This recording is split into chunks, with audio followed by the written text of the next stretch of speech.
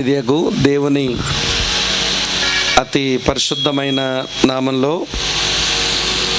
వేదికను అలంకరించి ఉన్న దేవుని సేవకులకు, ఆయా ప్రాంతాల నుంచి దేవుని సన్నిధిని, ఆయన వాక్యాన్ని ప్రేమించి వచ్చిన విశ్వాస బృందమైన మీ అందరికీ ప్రభువును రక్షకుడైన యేసుక్రీస్తు వారి యొక్క అతి శ్రేష్టమైనటువంటి నామంలో శుభాలు, వందనాలు తెలియచేస్తూ ఉన్నాను. మరి ఈ సభలకు నన్ను ప్రేమతో ఆహ్వానించి దేవుని వాక్యంతో మీకు పరిచర్య చేసే అవకాశం ప్రభు అనుగ్రహించారు. అలాగనే అన్న ప్రసాద్ గారు కూడా ప్రేమతో ఈ ఆహ్వానం ఇచ్చినందుకు వారికి, వారి కుటుంబానికి, సహవాస సేవకులకు, సంఘమందున్న పెద్దలకు, పరిచారకులకు నా హృదయపూర్వకమైన వందనాలు చెల్లిస్తూ ఉన్నాను.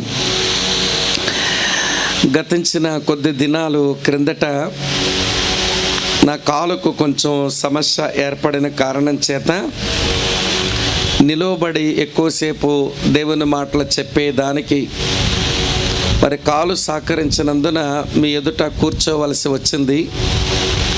మీరు నన్ను మన్నించి క్షమించి పెద్ద మనసుతో ఇదేంట్రా వీడు కూర్చొని వాక్యం చెప్పాడు అని వేరుగా భావించవద్దని మీకు మనవి చేస్తూ ఉన్నాను.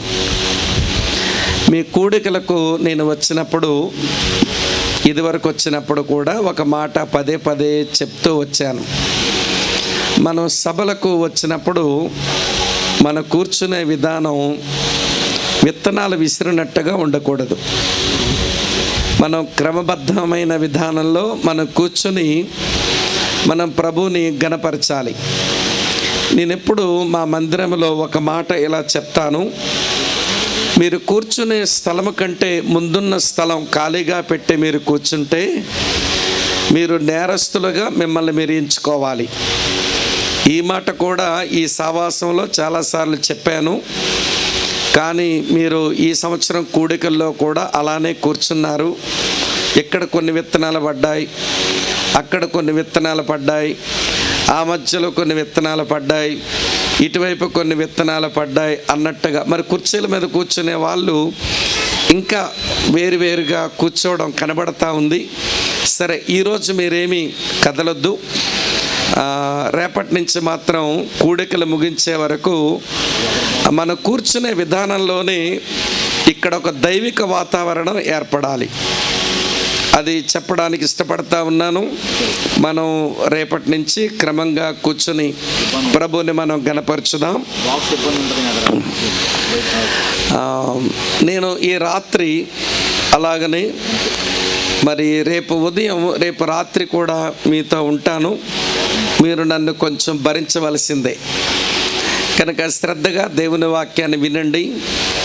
మరి రేపు రాత్రి నుంచి ఎల్లుండి కూడా ఉండేదానికి మరి సహోదరుడు శామ్యుల్ జాన్ తను కూడా రాబోతా ఉన్నారు. చివరి రోజు అన్న విల్సన్ గారు కూడా మీ సభలకు రాబోతా ఉన్నారు. కనుక వారి పరిచర్య కూడా మీకు దీవెనకరంగా, ఆశీర్వాదకరంగా ఉండాలని నా ప్రార్థన.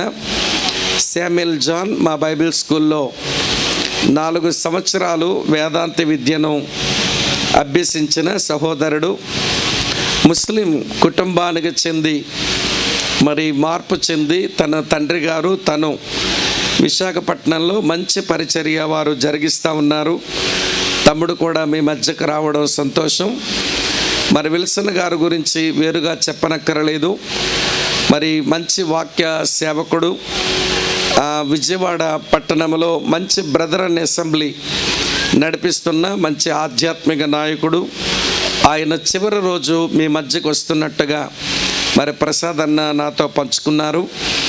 కనుక ప్రతి కూడిక ప్రాముఖ్యమైన కూడికే అని ఎంచి ప్రభు సన్నిధికి మీరు రావాలని మిమ్మల్ని ప్రేమతో మనవి చేస్తూ ఉన్నాను. మంచిది. ఇక మనం కాలయాపన చేయకుండా నేరుగా దేవుని వాక్యాన్ని చదువుకుని చిన్న ప్రార్థనతో మన ధ్యానాన్ని ఆరంభిస్తాం. రండి బైబిల్లోంచి ఒక భాగాన్ని చదువుదాం. ప్రభు చిత్తమైన